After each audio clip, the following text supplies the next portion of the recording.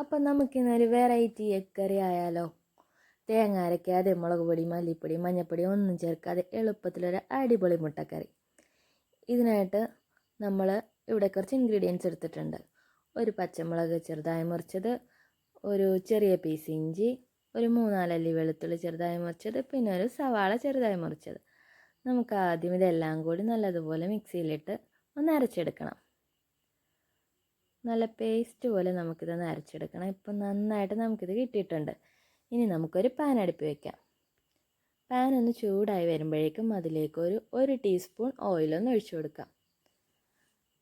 ഇപ്പോൾ നമ്മുടെ ഓയിൽ നന്നായിട്ടൊന്ന് ചൂടായി വന്നിട്ടുണ്ട്. ഇതിലേക്ക് നമുക്കൊരു 1/2 ടീസ്പൂൺ വലിയ ജീരകം ഒന്ന് ആഡ് ചെയ്ത് കൊടുക്കണം. ജീരകം ഒന്ന് നന്നായിട്ട് മൂത്ത് വരുമ്പോഴേക്കും നമുക്ക് കുറച്ച് കറിവേപ്പിലയും കൂടി ഇതിലേക്ക് ചേർത്ത് കൊടുക്കാം. ഇനി നമ്മൾ റെഡിയാക്കി വെച്ചിരുന്ന പേസ്റ്റും കൂടി ഇതിലേക്ക് ആഡ് ചെയ്ത് കൊടുക്കാം. നന്നായിട്ട് അങ്ങ് വഴറ്റിയെടുക്കണം. അതിൻ്റെ പച്ചമണമെല്ലാം നല്ലതുപോലെ മാറിക്കിട്ടുന്ന വരെ നമ്മളിത് വഴറ്റിക്കൊണ്ടേ ഇരിക്കണം. ഇനി നമുക്കിതിലേക്ക് ഒരു 1/2 ടീസ്പൂൺ ഗരം മസാല കൂടി ആഡ് ചെയ്ത് കൊടുക്കാം. ഇനി ഇതെല്ലാം കൂടി നന്നായിട്ടങ്ങ് മിക്സ് ചെയ്തെടുക്കണം. എല്ലാം കൂടി നല്ലതുപോലെ നമുക്കങ്ങ് റോസ്റ്റ് ചെയ്തെടുക്കാം. ഇനി നമുക്കിതിലേക്ക് ആഡ് ചെയ്യേണ്ടത് 1 കപ്പ് പാലാണ്. നമുക്കിത് കുറേശ്ശെയായി ഒന്ന് ചേർത്ത് കൊടുക്കാം.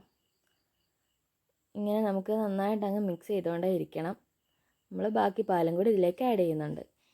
ഇനി നമ്മളൊരു 1/2 കപ്പ് വെള്ളം കൂടി ഇതിലേക്കൊന്ന് ചേർത്ത് കൊടുക്കുന്നുണ്ട്. ഇനി ഇതെല്ലാം കൂടി നമുക്ക് ഒന്നുകൂടി ഒന്ന് മിക്സ് ചെയ്യാം. ഇനി ആവശ്യത്തിന് ഉപ്പും കൂടി ചേർത്ത് ഇത് നല്ലതുപോലെ ഒന്ന് തിളയ്ക്കാൻ വെക്കണം.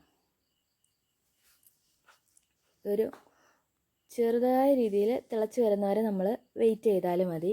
ഈ പാല് നമ്മൾ പ്രത്യേകം ശ്രദ്ധിക്കണം. ചൂടാറിയതിന് ശേഷം മാത്രമേ ഇതിലേക്ക് ഒഴിക്കാവുള്ളൂ. തിളപ്പിച്ച് ആറിയ പാലാണ്. അപ്പോൾ നമ്മൾ ഇതിനായിട്ടിവിടെ കുറച്ച് മുട്ട പുഴുങ്ങിയെടുത്തിട്ടുണ്ട്. ഒരു 3 മുട്ട പുഴുങ്ങി കീറിയെടുത്താണ്. നമുക്കിതിലേക്ക് ഇതൊന്ന് ആഡ് ചെയ്ത് കൊടുക്കാം.